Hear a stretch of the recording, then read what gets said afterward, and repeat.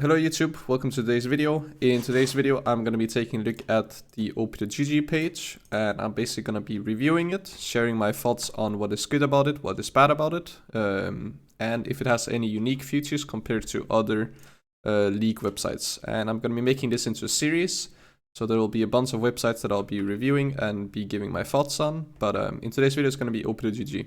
So, as you can see here, we have a bunch of tabs. They also have for other games, but I'm mainly going to be focusing on these tabs right here. Of course, they have the League page, the Duo page, some whatever esports data, Valorant, PUBG, Overwatch, Eternal Return, Talk, and then they have a desktop version as well. But I'm strictly going to be focusing on the web page itself. And we will start off with the Champions page.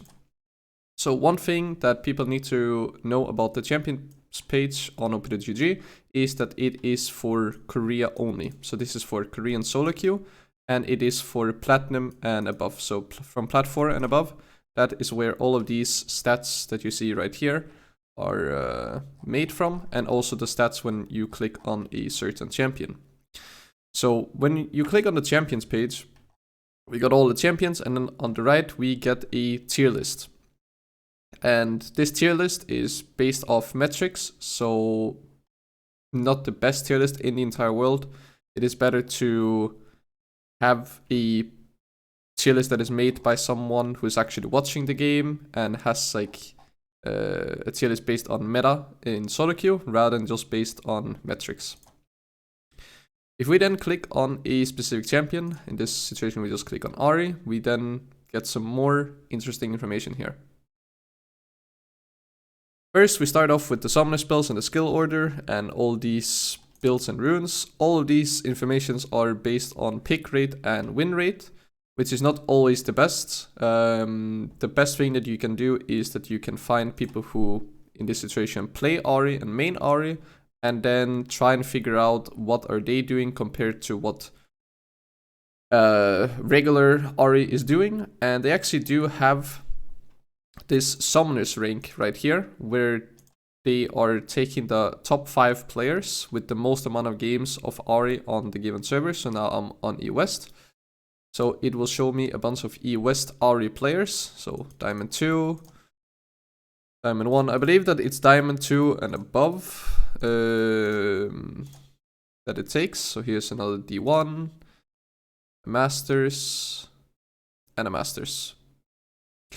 So what I would do, instead of following all of these metrics and following like highest pick rate, highest win rate, I'll simply go to some of these players, I'll take a look at their runes and then see, okay, what are they doing differently, and try and figure out why are they doing as they are doing, and then basically try and copy as much from them as possible.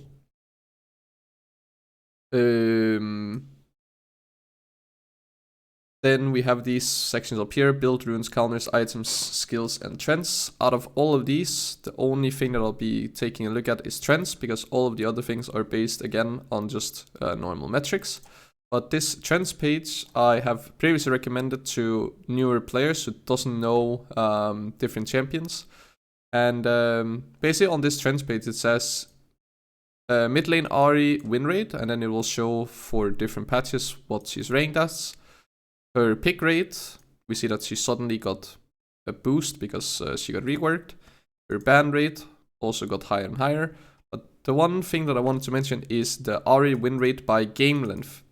So obviously this also depends on team comps and whatnot, but this will give you a generally good understanding of when does a certain champion have its power spikes. So when should you be playing aggressive compared to when should you be playing passive. And we can see that Ahri is a very much early game focused champion, because she wins majority of her games in 0 to 25 and 25 to 30 minutes, but as soon as we go past 30 minutes, her win rate drops by quite a bit. Then the stats website, also just really generic, not something that I have ever used, because stats are more or less important or not important in soloQ. We have the rank. To see the rank soloQ ladder, you can do it from the client as well, unless if it's on a different region. Then we have the pro matches. So the pro matches, it says here that there is 744 E-West pro players and amateur players. And you can basically just go in and spectate some of these games. And it's not bad. Pretty nice feature to have, but it's very rare that you're gonna be checking this and finding a game for the specific champion that you're also playing to try and learn. But it is a pretty cool feature after all. And then we have the multi-search. This is really, really good for champion select, that you can just copy and paste your entire team in here and get all the information on what was their rank previously, what are they maining, what's their match history in the past 10 games, what's their win rate on all the champions. Really, really good for champion select specifically. And then the last thing is we can take a look at the in-game stats that you get. So we click live game here from one of my friends who's currently in game, and then we get basically all the, my opinion, basic stuff that we need to have in terms of information from the game. So win rate on the players, win rate and amount of games on their champion, KDA doesn't really matter too much, and their last season rank, and also the different runes that we can then just click and then take a look at, and then also the bans. So overall, Opgg has all the basic stuff that you need. There are not too many unique features on this website, but there's not too many tabs of information that are just completely either just show off or completely useless. So it is a pretty standard web browser. I've been using it pretty much the entire time that I've been playing League, and I believe it's one of the first ones that was even made for League of Legends. So this is basically the baseline of the information that you should use in your soloQ games. So yeah, that's basically it for Opgg. If you enjoyed this video, then remember to leave a like. If you have any questions regarding the Opgg webpage, or if you want me to review a specific page the next time, then leave it in the comment section down below. And otherwise, sub to the YouTube channel to not miss out on future videos. And then I hope to see you guys in my next YouTube video or on my next live stream on Twitch. Thank you for watching, and see you guys.